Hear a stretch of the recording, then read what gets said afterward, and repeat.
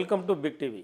ఆంధ్రప్రదేశ్ తెలంగాణలో ఐపీఎస్ అధికారి ఏబి వెంకటేశ్వరరావు పేరు తెలియని వారు ఉన్నారు. గత 5 ఏళ్ల కాలంలో సస్పెన్షన్కు గురై తీవ్ర మానసిక వేదనకు గురయ్యారా? ఇన్నేళ్ళు సర్వీస్ చేసిన తర్వాత చాలామంది ఐపీఎస్ ఐఏఎస్ కావాలనుకుంటే రాజకీయ చట్రంలో మునిగిపోవాల్సిందేనా? ప్రస్తుతం మనతో పాటు ఏబి వెంకటేశ్వరరావు గారు ఉన్నారు. నమస్కారం సార్. నమస్కారం. డైరెక్ట్ క్వశ్చన్ మీకు. చాలామంది ఐఏఎస్ ఐపీఎస్ కావాలని చెప్పి తన కొడుకుల్ని తీర్చిదిద్దే ప్రయత్నం చేస్తారు. మీరు ఒక ఉదాహరణగా మిగిలిపోయిన పరిస్థితి. 5 ఏళ్ల కాలంలో కేవలం ఒక రాజకీయ పార్టీ సస్పెన్షన్ చేయడం వల్ల మీరు 5 ఏళ్ల కాలంలో మానసిక వేదన, మానసిక క్షోభను అనుభవించారని చెప్పి మేమైతే అనుకుంటున్నాం. వాస్తవమే, కానీ ఫైట్ బ్యాక్ కూడా చేసినాం కదా. So it is possible to fight back.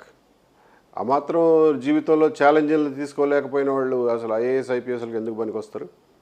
దేన్నైనా ఫేస్ చేయగలగాల. అంటే భవిష్యత్ తరాలకు ఏం చెప్పదలుచుకున్నాడు ఏబి వెంకటేశ్వరరావు? ఖచ్చితంగా ఫేస్ చేయాలా, నీతి నిజాయితీగా బతకాలా, ఏదన్నా ప్రాబ్లం వస్తే పోరాడాలా. మీ నీతి నిజాయితీ నిన్ను నిలబెడుతుంది. మీ పైన రాజకీయ కుట్ర జరిగిందా, ఇంకా లేదంటే వేరే ఏదైనా కారణాలు చెప్పదలుచుకున్నారా? కుట్ర లాంటి శబ్దాలు వాడరు, కానీ పరిపాలనా తీరు రకరకాల ప్రభుత్వాల్లో రకరకాలుగా ఉంటుంది. నేను 30 ఏళ్లలో చాలా ప్రభుత్వాలు చూశాను. లాస్ట్లో చూసినటువంటి ప్రభుత్వం యొక్క తీరు కొంత డిఫరెంట్గా ఉంది. అది నా పట్ల ఆ డిఫరెంట్ అప్రోచ్ రావడం అనేది నాకు జరిగింది. దురదృష్టవశాత్తు అదృష్టవశాత్తు కానీ జరిగింది. ఎప్పుడైనా ఏదైనా జరిగితే దానికి ఎలా రియాక్ట్ అవ్వాలనేది ఇంపార్టెంట్, కానీ అసలు నీకు ఏమీ జరగకూడదు, అంతా జీవితం సాఫీగా సాగిపోవాలి అంటే దేవుడు ఎవడికి అట్లా రాసిపెట్టాడు. అంటే దేవుడు రాసిపెట్టడం అనేది పక్కన పెడితే కుల రాజకీయాల వద్ద బలైపోయిందని మనం అనుకోవచ్చా? అస్సలు అలాంటి ఎలిగేషన్ నేనేమీ పెట్టను. నన్ను అర్థం చేసుకోవడంలో, నా గురించి ఒక అభిప్రాయాన్ని ఏర్పరచుకోవడంలో ఏ ఏ అంశాలు వాళ్ళ మనసుల్లో పనిచేసినాయి అన్నది నాకైతే తెలియదు.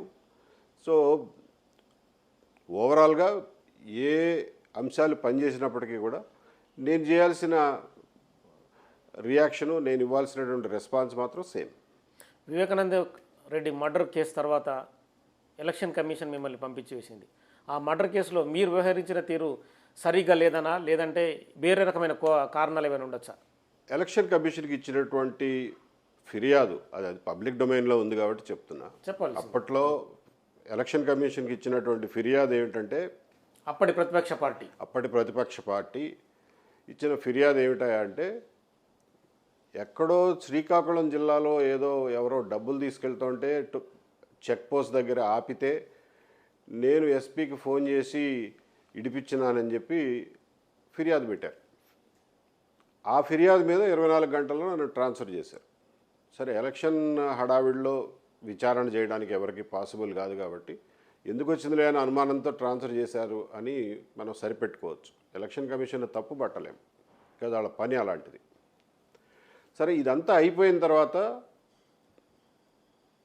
అయినా ఏమన్నా విచారణ చేశారా, ఆ విచారణలో ఏమన్నా తేలిందా అని చెప్పి నేను సమాచార హక్కు చట్టం కింద అడిగితే, విచారణ చేసినట్లుగా కానీ అందులో ఏ తప్పు తేలినట్టుగా కానీ మా దగ్గర సమాచారమే లేదు అన్నారు. నేననేది ఏంటంటే, అంత పెద్ద అభియోగాలు మోపినప్పుడు, ఒక ఆఫీసర్ మీద మోపినప్పుడు దాన్ని కనీసం విచారణ చేసి నిజమో కాదో తేల్చాల్సినటువంటి బాధ్యత వాళ్ళకు ఉండింది. అది కూడా వాళ్ళు చేయలేకపోయారే అనిపించింది. తర్వాత ఆ ఆరోపణ ఎంత అర్థం లేని ఆరోపణ అనేది అప్పట్లో అక్కడ ఉన్నటువంటి ఎస్పీ గారు, ఇప్పుడు రిటైర్ అయ్యారు, ఆయన ఇమీడియట్గా రిప్లై రాసి పంపించాడు. అసలు ఇది కంప్లీట్ అవాస్తవం, కంప్లీట్ అబద్ధం అని చెప్పి. అయినా సరే ఎలక్షన్ కమిషన్ దాన్ని, ఆ విచారణని రికార్డ్ చేసి దానికి ఒక కంక్లూజన్ ఇవ్వాల్సింది ఇవ్వలే. అంటే మీ పర్సెప్షన్లో ఏం తేలిందని మీరు అనుకుంటున్నారు? అప్పుడు ఏమి లేదు తేలడానికి, అసలు కంప్లీట్ అబద్ధం. అంటే ఇంటెలిజెన్స్ చీఫ్గా పనిచేసిన క్రమంలో మీకు చాలా విషయాలు తెలిసి ఉంటాయి వివేకానంద రెడ్డి మర్డర్ కేసుకు సంబంధించి. అంటే అక్కడ నుంచి ఏబి వెంకటేశ్వరరావును తప్పించాలనే వేరే ఉద్దేశంలోనే ఈ ఆరోపణలు పెట్టారు అనుకోవచ్చా? తెలీదు. నేనేమి ఇప్పుడు నేనేమన్నా మాట్లాడితే అది నేను ఎలిగేషన్ చేసినట్లు ఉంటుంది, నేను ప్రూవ్ చేయాల్సి వస్తుంది.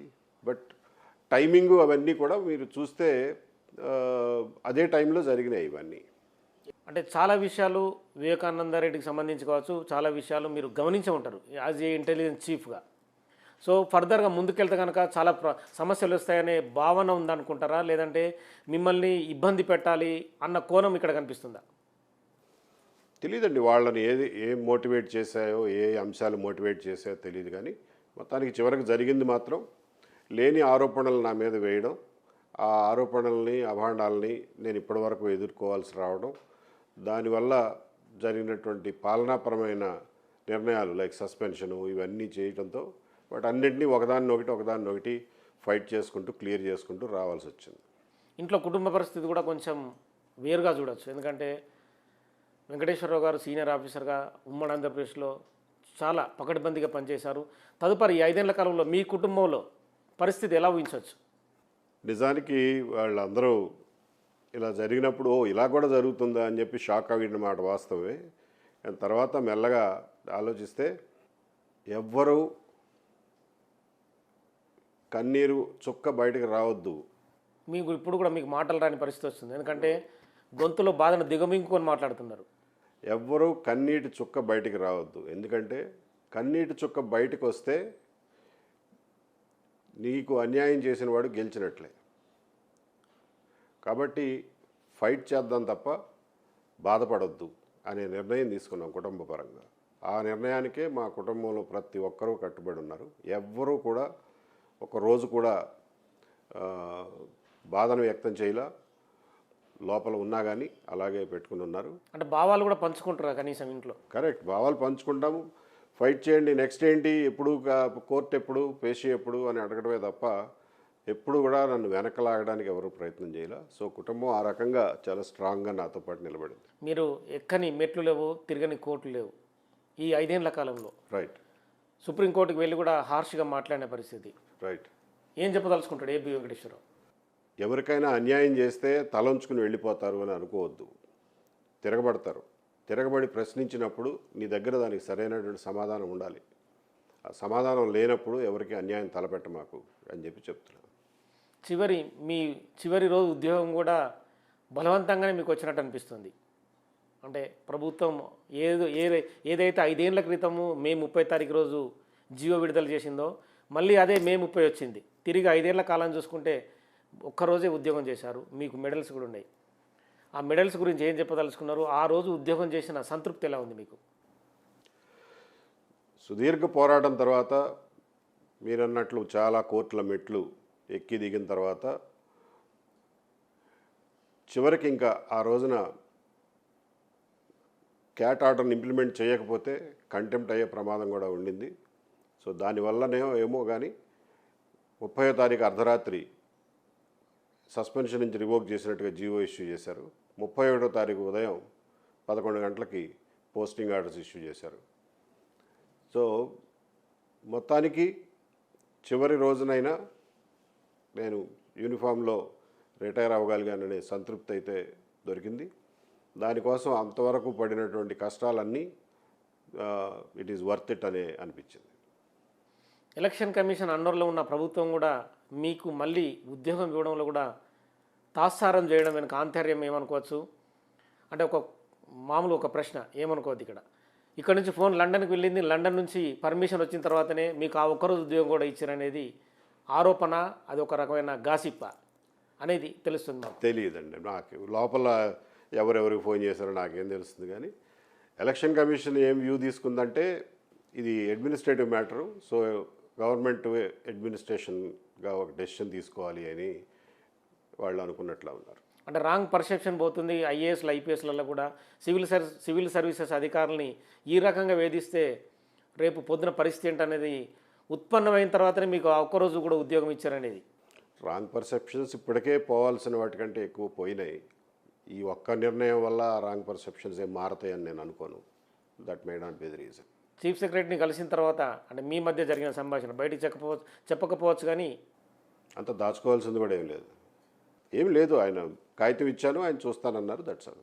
ఐఏఎస్లు ఐపీఎస్లు అంటేనే ఒక రాష్ట్రానికి ఒక దేశానికి కలిసి పనిచేయాలి, అభివృద్ధికి ముందుకెళ్ళాలి. కానీ ఇక్కడ గ్యాప్ చాలా కనిపిస్తుంది. యాజ్ ఏ సీనియర్ ఆఫీసర్గా, రిటైర్ అయిన అధికారిగా మీరు ఏం చెప్పదలుచుకున్నారు?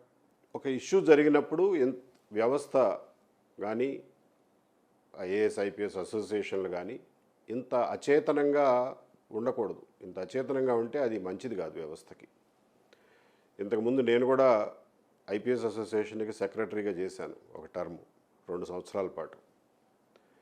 సెక్రటరీగా చేసినప్పుడు నా దృష్టికి ఏ ఐపీఎస్ ఆఫీసర్కి ఏ రకమైనటువంటి కష్టం వచ్చిందని నా దృష్టికి వచ్చినా కానీ ఎవరో అడగకుండానే, ఎవరో నన్ను రిక్వెస్ట్ చేయకుండానే నా అంతటి నేను దాన్ని బాధ్యతగా తీసుకుని వెళ్ళి ఆ ప్రాబ్లం సాల్వ్ చేయడానికి ప్రయత్నం చేసేవాడిని. ప్రాబ్లం సాల్వ్ చేయలేకపోతే కనీసం వాళ్ళ కష్టం ఉన్న సమయంలో వాళ్ళ పక్కన నుంచుని ధైర్యం చెప్పేవాడిని. ఓకే, బాధపడకండి, మేమున్నాం, we'll take care of your family అని చెప్పి వాళ్ళ కుటుంబంతో సహా నుంచునేవాళ్ళం. అది మినిమం కర్తవ్యం, కర్టసీ మినిమం కర్తవ్యం ఈ అసోసియేషన్లకి. ఆ మాత్రం సంఘీభావం లేకపోతే ఆఫీసర్ల అసోసియేషన్లు రేపొద్దున ఐసోలేట్ అయిపోతాయి. అది దీర్ఘకాలికంగా సర్వీసెస్కి మంచిది కాదు. ఇప్పుడు తాజాగా నడుస్తుంది ఫోన్ ట్యాపింగ్ వ్యవహారం. అప్పట్లో మీరు చంద్రబాబు నాయుడు గవర్నమెంట్లో పెగాసస్ సాఫ్ట్వేర్ కొన్నారన్న ఆరోపణలు మీ పైన ఉన్నాయి. అది ఎంతవరకు వాస్తవం, ఎంతవరకు అవాస్తవం? అది నేను అందుకే ఇది చాలా సెన్సిటివ్ ఇష్యూస్ కాబట్టి నేను అప్పుడే ప్రెస్ మీట్ పెట్టి మా జమానాలో కొనలేదు, వాడలేదు, అసలు ఎట్టి పరిస్థితుల్లోనూ మా టైం వరకు నేను గ్యారంటీ ఇస్తున్నానని చెప్పి ప్రజలకు చెప్పాల్సి వచ్చింది. చెప్పానని చెప్పి దాని మీద ఒక విచారణ వేశారు. నువ్వెవడు ప్రెస్కి వెళ్ళి మాట్లాడడానికని. అంటే ఒక ఆఫీసర్ హయాంలో, ఒక గవర్నమెంట్ హయాంలో కొన్నారు, వాడారు అని చెప్పి అభియోగాలు వచ్చినప్పుడు ఈధర్ ఇప్పుడున్న గవర్నమెంట్ అన్నా దాన్ని ఖండించాలా, లేదా మా దగ్గర లేదు అని చెప్పి చెప్పాలా, లేదంటే ఇప్పుడున్న ఆఫీసర్లన్నా దాని గురించి ఖండించాలా, లేదండి అప్పట్లో ఉన్న ఆఫీసర్లు ఎవరు కొనలేదు అని చెప్పి. వాళ్ళిద్దరూ చేయకుండా నన్ను పేరు పెట్టి నేనేదో చేశానని చెప్పి ప్రజల్లో ఒక రకమైనటువంటి అభద్రతా భావాన్ని కలగజేసి నన్ను, నా క్యారెక్టర్ని రోడ్డు మీదకి లాగినప్పుడు నన్ను నేను డిఫెండ్ చేసుకోకపోతే ఇంకా దాన్ని ఒప్పుకున్నట్లయితుంది. కాబట్టి నేను మీడియా ముందుకు వచ్చి మా టైంలో అది జరగలేదు, అలాగే డీజీపీ ఆఫీస్ కూడా అంతకుముందు 6 నెలల ముందే మా దగ్గర అలాంటి సాఫ్ట్వేర్ ఏమీ లేదు అని చెప్పి సమాచార హక్కు కింద లెటర్ ఇచ్చింది. సో మళ్ళా చెప్పాల్సి వచ్చింది, మా దగ్గర ఎప్పుడు జరగలేదండి. మామూలుగా కాకి చొక్క ఉన్నంత వరకే కంట్రోల్లో ఉంటారని చెప్పి అంటారు. తదుపరి అదే సినిమాలో పాపులర్ డైలాగ్ కూడా మీ విషయంలో అనుకోవచ్చా? నెక్స్ట్ మీరు వేయబోయే అడుగులు ఎలా ఉండబోతున్నాయి?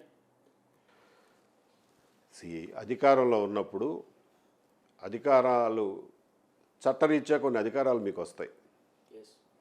అదే అధికారంలో లేకపోతే ఆ అధికారాలు మీకు చట్టరీత్యా రావు. కానీ యూనిఫామ్లో ఉన్నప్పుడు మీ మీద చాలా పరిమితులు కూడా ఉంటాయి. కండక్ట్ రూల్స్ అని, ఏది చేయాలో ఏది చేయకూడదు, కర్టసీస్, సంప్రదాయాలు ఇవన్నీ ఉంటాయి. అదే యూనిఫామ్ వదిలేసిన తర్వాత, రిటైర్ అయిపోయిన తర్వాత ఆ పరిమితులన్నీ సడలిపోతాయి. కాకపోతే you have to maintain civilian discipline maintain చేయాలి, కర్టసీ మెయింటైన్ చేయాలి, ఎవరైనా మనిషిలాగా సంప్రదాయాలు మెయింటైన్ చేయాలి. కానీ కొన్ని పరిమితులు అయితే మనకి ఉండవు, ఇంకా మోర్ ఫ్రీడమ్ ఉంటుంది. సో ఈ మోర్ ఫ్రీడమ్ ఉన్న టైంలో ఏం చేయొచ్చు అనేది ఆలోచించుకోవాలి. అంటే సస్పెన్షన్ జరిగిన క్రమంలో కూడా అంటే మీకు ఫస్ట్ ఒకసారి May 30 రోజు జీవో ఇచ్చిన పరిస్థితి, తదుపరి ఏం జరిగింది? మళ్ళీ May 30న ట్రాన్స్ఫర్ జీవో ఇచ్చారు. ఇక ఆ తర్వాత నుంచి పోస్టింగ్ ఇవ్వాలా, జీతం ఇవ్వాలా. సో పోస్టింగ్ జీతం ఇవ్వట్లేదు మహాప్రభు ఇవ్వండి అని చెప్పి ఒక 7-8 నెలల తర్వాత 2 ఉత్తరాలు పెట్టాను, రిక్వెస్ట్లు పెట్టాను. ఆ రిక్వెస్ట్లు పెట్టిన 10 రోజుల్లో సస్పెండ్ చేశారు. దాని నుంచి బయటపడడానికి 2 సంవత్సరాల 3 నెలలు పట్టింది.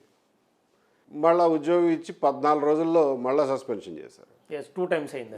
దాని నుంచి బయటపడడానికి ఇంకో 2 ఏళ్ళు పట్టింది. ఈ లోపల 5 ఏళ్ళు కంప్లీట్ అయిపోయింది, సర్వీస్ కూడా అయిపోయింది. ఓకే, సుప్రీంకోర్టు సాక్షిగా ఎవరిని వదిలిపెట్టనని ప్రతిజ్ఞ చేశారు. మీ పగ ప్రతీకారం ఎవరిపైన? హైకోర్టు నా అప్పీల్ని మన్నించింది, సస్పెన్షన్ కొట్టివేసింది. ఈ రోజున దేశంలో అత్యున్నత న్యాయస్థానం సుప్రీంకోర్టు కూడా అదే విషయాన్ని ధృవీకరించింది. కానీ ఇదంతా జరగడానికి 2 సంవత్సరాల 2 నెలలు పట్టింది. ఇదంతా ఎందుకు జరిగింది? దీనికి కారకులు ఎవరు? ఈ రోజున రాష్ట్ర ప్రభుత్వం, ఆంధ్రప్రదేశ్ రాష్ట్ర ప్రభుత్వం సుప్రీంకోర్టులో ఈ కేసు ఓడిపోవడానికి కారణం ఎవరు? ఏ బావ కళ్ళల్లో ఆనందం కోసం ఇదంతా చేశారు? ఏ సైకో కళ్ళల్లో ఆనందం కోసం ఇదంతా చేశారు? ఏ శాడిస్టు కళ్ళల్లో ఆనందం కోసం ఇదంతా చేశారు? వస్తుంటారు పోతుంటారు. నా సర్వీస్లో 10-12 బ్యాచ్లు చూసా. అలాగే చీఫ్ సెక్రటరీలు వస్తుంటారు పోతుంటారు, 15-20 మందిని చూసా. కానీ ప్రజలు శాశ్వతం. ప్రజలు రాసుకున్న శాసనం శాశ్వతం. ఆ శాసనం ద్వారా ఏర్పడిన ప్రభుత్వం శాశ్వతం, న్యాయం శాశ్వతం, ధర్మం శాశ్వతం. నేను లోకల్, ఎవరిని వదిలిపెట్టను. ఇట్స్ నాట్ పగా ప్రతీకారం.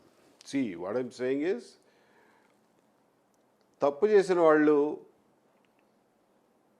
రేపొద్దున మనం నిలదీయకపోతే రేపొద్దున 10 మంది ఆఫీసర్లకు కూడా ఇదే పరిస్థితి కలగజేస్తారు. తోటి అధికారులు గవర్నమెంట్ని తప్పుదారి పట్టించకూడదు కదా, గవర్నమెంట్కి అబద్ధాలు చెప్పకూడదు కదా, తప్పుడు రిపోర్టులు రాయకూడదు కదా. నేను చెప్పింది అదే. ఒక ఫాల్స్ డాక్యుమెంట్ని క్రియేట్ చేయకూడదు కదా, ఫోర్జరీ డాక్యుమెంట్ని క్రియేట్ చేయకూడదు కదా. అవన్నీ చేశారు. మీకేం పని రా ఇదంతా? నేను నిజంగా తప్పు చేస్తే ఎస్ ఇది జరిగిందని చెప్పొచ్చు. అది జరిగిందని చెప్పండి. లేనిపోయిన అబద్ధాలు ఎందుకు చెప్పారు గవర్నమెంట్కి? గవర్నమెంట్కి ఏం తెలుస్తుంది?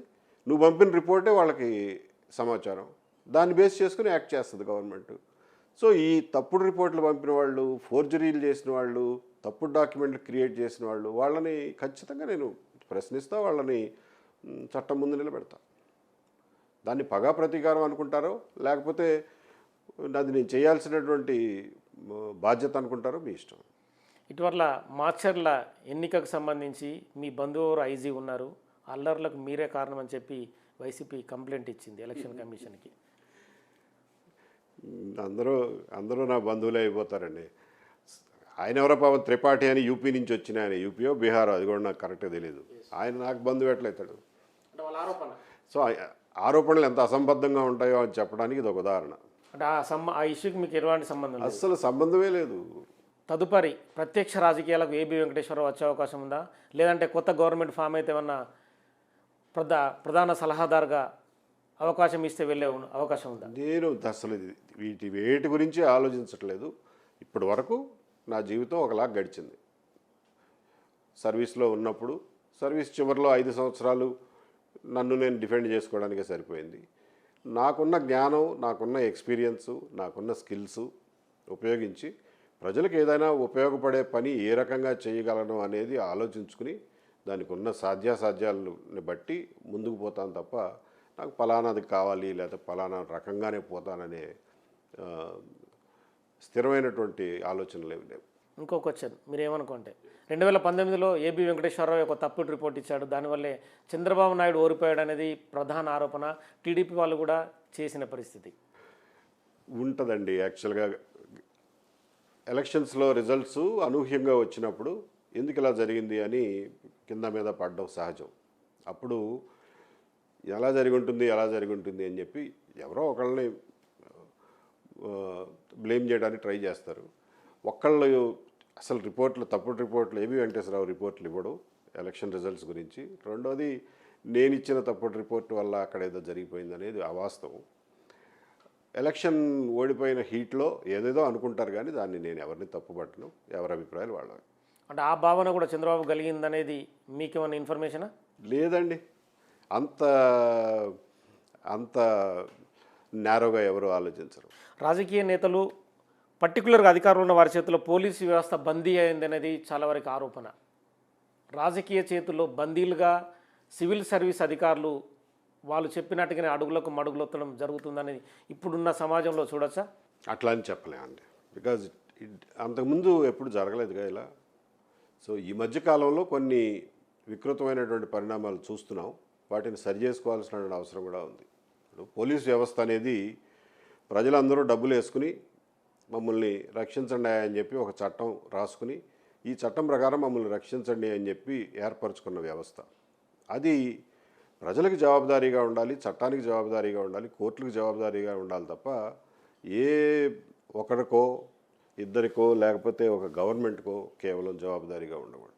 ప్రజలకు జవాబుదారీగా ఉండాలి, చట్టానికి జవాబుదారీగా ఉండాలి. అది డీవియేషన్ వచ్చినాడు ఆ డీవియేషన్ సరి చేసుకోవాల్సిన బాధ్యత కూడా ప్రజలదే. ఇది ఇట్లా మంచి పద్ధతి కాదబ్బాయి, మీరు తప్పు చేశారు కాబట్టి దీన్ని సరి చేయండి అని చెప్పి చెప్పుకోవాల్సిన బాధ్యత కూడా ప్రజలదే. చూసి చూడకుండా వదిలిపెట్టేస్తే సమస్య ప్రతి వాళ్ళ ఇంటి ముందు వరకు వస్తుంది. అంటే చాలా వరకు చూడవచ్చు మనం. అంటే మీ సర్వీస్ 30 ఏళ్ళు ఉండి ఉంటుందా సార్? 34 ఏళ్ళు. ఆ కంటిన్యూ చూసుకుంటే కనుక ఈ మధ్యకాలంలో జరుగుతున్న పరిణామాలు సివిల్ సర్వీస్ అధికారులే కేవలం 5 ఏళ్ళకి వచ్చే ముఖ్యమంత్రి మంత్రి కాళ్ళు పట్టుకొని అంటే అక్కడ కూర్చుండి సలాం కొట్టి ఆశీర్వాదాలు తీసుకునే పరిస్థితి ఈ ప్రజల్లో చులకర భావనగా అనిపిస్తుంది. ఏం చెప్తాడు ఏబి వెంకటేశ్వరరావు? కరెక్ట్. అంతకుముందు ఎప్పుడు ఇలాంటి సన్నివేశాలు మనం చూడలేదు. ఈ మధ్యనే కొంచెం ఎక్కువ చూస్తున్నాం. ఈ మధ్యన ఎక్కువ చూడడానికి కారణం కూడా ఏంటంటే ఇంతకుముందు ఫోటోలు తీయడానికి ఇన్ని కెమెరాలు ఉండేవి కాదు. ఇప్పుడు ఏం చేసినా కానీ ఎవడో ఒకటి కెమెరాలో దొరికిపోతున్నారు అండ్ ఫాస్ట్గా వైరల్ కూడా అయిపోతుంది. పాత రోజుల్లో కూడా ఎవరికి తెలియకుండా కాళ్ళు పట్టుకునే వాళ్ళు ఉండేవాళ్ళేమో, కానీ ఇప్పుడు ఏం చేసినా కానీ బయటకు కూడా తెలిసిపోతుంది. అది మంచి పద్ధతి కాదు, మంచి పరిణామం కాదు. పర్టికులర్గా నా మతం వాడో నా కులం వాడో నా దగ్గర ఉంటే కనుక నేను చెప్పే ప్రతి పని చేస్తాడనే భావన రాజకీయ నేతల్లో ఉండిపోయింది. అది సమాజానికి ఎంతవరకు మంచిది, ఎంతవరకు చెడ్డది? చాలా చెడు అండి, చాలా చెడు. ఒక ప్రజాస్వామిక దేశంలో, రూల్ ఆఫ్ లా పాటించే దేశంలో ఇలాంటి అభిప్రాయాలు రావడం కానీ వాటిని ఎవరు ప్రోత్సహించినా కానీ అది చాలా తప్పు. దానికి అందరూ బలవుతారు రేపొద్దున, ఏ ఒక్కరూ దానికి మినహాయింపు కాదు. వెంకటేశ్వరరావు గారు డీజీపీగా అయితే కనుక ఖచ్చితంగా మిమ్మల్ని రిటైర్మెంట్ తర్వాత పోలీసులు 2 వైపులా ఉండి ఒక జీప్లో మిమ్మల్ని ఎక్కించి తీసుకెళ్లే పరిస్థితి. కానీ కొంతమంది ఆత్మీయులు వచ్చిన తర్వాత మీరు రిటైర్మెంట్ అయ్యారు. అందులో మీ బ్యాచ్మేట్ ఒక ద్వారకా తిరుమలరావు మాత్రమే మీ దగ్గరకు వచ్చి మిమ్మల్ని ఆలింగనం చేసుకున్న పరిస్థితి. మీకు ఏమనిపించింది ఆ టైంలో? నాకు కూడా కొంతమంది ఆత్మీయులు ఉన్నారన్న భావన కలిగిందా? నాకు ఆత్మీయులకి కొరవే ఉంది. ఆత్మీయులు చాలామంది ఉన్నారు, ఎప్పుడూ ఉన్నారు ఆత్మీయులు, ఇప్పుడే కాదు. ఇన్ఫ్యాక్ట్ నా స్ట్రగుల్ చూసిన తర్వాత నాకు పరిచయం కూడా లేని వాళ్ళు వేల మంది, లక్షల మంది ఆత్మీయులయ్యారు.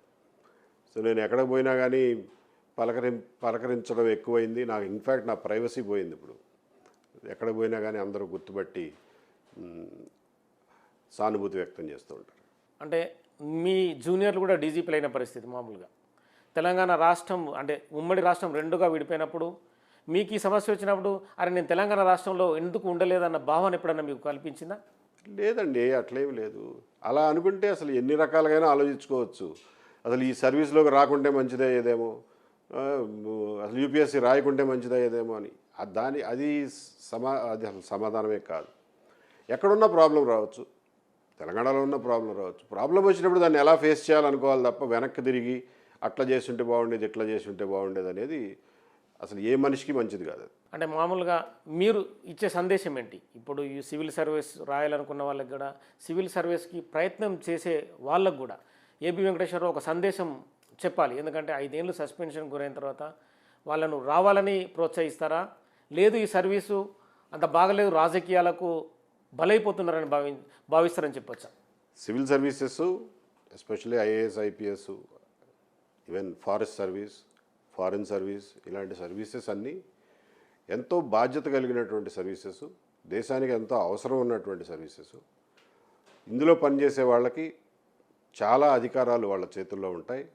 ఆ అధికారాలు ఉపయోగించి ఎన్నో వేల లక్షల మందికి ఒక్క మనిషిగా మీరు సహాయం చేసే అవకాశం, వాళ్ళ పురోగతికి తోడ్పడే అవకాశం మీకు కలుగుతుంది. అదే పోలీస్ డిపార్ట్మెంట్లో ఉంటే ఎంతోమందిని అన్యాయం నుంచి, అణచివేత నుంచి రక్షించే అవకాశం మీకు కలుగుతుంది. ఇది భగవంతుడు ఇచ్చినటువంటి ఒక అవకాశం. దాన్ని మీరు సీరియస్గా తీసుకుని మీ డ్యూటీని సక్రమంగా చేసి నీతి నిజాయితీలతో చేసిన నాళ్ళు మీకు ఏ ఢోకా లేదు. ఏ రకమైనటువంటి రాజకీయ ఒత్తిడి కానీ ఇంకొక ఒత్తిడి కానీ వచ్చినా ప్రలోభాలకు లొంగకుండా ఉన్నంతకాలం మిమ్మల్ని ఎవరు ఏమి చేయలేరు. ఏదన్నా ప్రాబ్లం వచ్చినా కానీ దాన్ని ఫైట్ చేసుకుని ముందుకు వెళ్ళాలి తప్ప ప్రాబ్లం వస్తుందేమో అని చెప్పి కుంగిపోవడం అనేది మనిషి లక్షణం కాకూడదు. కాబట్టి సివిల్ సర్వీసెస్కి వద్దామనుకున్న యంగ్స్టర్స్కి, అలాగే ఉద్యోగంలో ఉన్నటువంటి యంగ్ ఆఫీసర్స్కి నేను చెప్పేది ఒకటే, సక్సెస్ ఎప్పుడు షార్ట్కట్లో రాదు. కష్టపడితే వస్తుంది. కష్టపడితే వచ్చే సక్సెస్ని జీవితాంతం మీరు అనుభవించగలుగుతారు. షార్ట్కట్లో వచ్చేది షార్ట్కట్లోనే పోతుంది. So don't try to cut corners, work hard, నీతి నిజాయితీతో పనిచేయండి. మిమ్మల్ని ఎవ్వరూ ఏమీ చేయలేరు. మీకున్న అధికారాలు మీ సొంతమనో లేకపోతే మీ వంశపారంపర్యంగా వచ్చినాయనో అనుకుంటే మాత్రం మీరు పప్పులో కాలేసినట్టే. మీకున్న అధికారాలు it is a reflected glory of the law and the constitution. మీరంటూ కేవలం నిమిత్త మాత్రులు మాత్రమే. మీకున్న అధికారాలన్నీ మీకు చట్టం మీకు కలుగజేసిన అధికారాలు అంతే తప్ప మీరు పుట్లంగానే జేబులోంచి తెచ్చుకోవాలా, ఇంట్లోంచి తెచ్చుకోవాలా వాటిని. వాటిని ఎలా ఉపయోగించాలో అనే దానికి కూడా ఒక పద్ధతి ఉంటుంది. అలాగే ఉపయోగించండి, అంతకు మించి ఉపయోగించొద్దు. మీరు ఆ రిటైర్ అయిపోయిన రోజునో లేకపోతే ఆ ఉద్యోగంలో లేని రోజున అవి ఏవి మీతో పాటు రావు. అది గుర్తుంచుకుని మెలగాలి. మీరు ఎన్ని మెడల్స్ సాధించారు సార్? మొన్న యూనిఫామ్ వేసుకున్నప్పుడు చూసిన పరిస్థితి. ఒక ఐపీఎస్ ఆఫీసర్కి ఎన్ని మెడల్స్ రావచ్చో అన్ని మెడల్స్ వచ్చినాయి. ఐపీఎం, పీపీఎం, ఉత్కృష్ట సేవా మెడల్, కఠిన సేవా medal, international piece keeping medal, ఇవన్నీ ఉన్నాయి. అవమానకరంగా వైదొలిగారన్న భావన, అంటే వైదొలగించారన్న భావన మీకేమైనా కలిగించిందా చివరి రోజున? లేదండి, లేదు. అవమానకరంగా వైదొలగించారనే భావన ఎప్పుడు కలుగుతుందంటే నేను ఏదన్నా తప్పు చేస్తే కలుగుతుంది. అంతే తప్ప నేను తప్పు చేయనంతకాలం, నేను పోరాడి సాధించగలిగినంతకాలం ఇంకా నేను చేసుకోవాల్సినవి చాలా ఉన్నాయి, క్లియర్ చేసుకోవాల్సినవి చాలా ఉన్నాయి. అవన్నీ కూడా చేసుకుంటాను ఫ్యూచర్లో. సో ఫైట్ చేశాము, నిజాయితీగా నిలబడ్డాను, నా విలువల కోసం నిలబడ్డాను అన్న సంతృప్తితోనే రిటైర్ అయ్యాను. అంటే ఏబి వెంకటేశ్వరరావు సంతోషంగా ఉన్నాడని మనం ఫైనల్గా భావించవచ్చా? 100% సంతోషంగా ఉన్నా. నేను పడిన శ్రమకి, నేను పడిన కష్టానికి, ప్రజలు నాతో ఐడెంటిఫై చేసుకున్న దానికి, వాళ్ళ నుంచి నాకు వచ్చినటువంటి సంఘీభావానికి నా గుండెలు నిండిపోయినాయి. And I'm extremely happy. Thank you sir. Thank you. So మొత్తానికైతే ఏబి వెంకటేశ్వర గారు చెప్తున్న పరిస్థితి అంటే భవిష్యత్తులో ఐఏఎస్ ఐపీఎస్ కావాలనుకున్న వారు కూడా ధైర్యంగా ముందుకు రావాలంటున్నారు. ఏదైతే తన 5 ఏళ్ల లాస్ను కూడా విపులంగా బిగ్ టీవీకి చెప్పిన పరిస్థితి. అంటే కొన్ని జరుగుతూ ఉంటాయి, కొన్ని కాలక్రమేణా వెళుతూ ఉంటాయి అనేది తన భావన ద్వారా చెప్తున్నారు. కానీ మొత్తానికైతే లాస్ అనేది లాస్గానే చూడొచ్చు అనేది తన తోటి ఆఫీసర్లు కావచ్చు, మిగతా ప్రజల నుంచి వస్తున్న స్పందన అయితే మనం చూడవచ్చు. Signing off. చూస్తూనే ఉండండి బిగ్ టీవీ.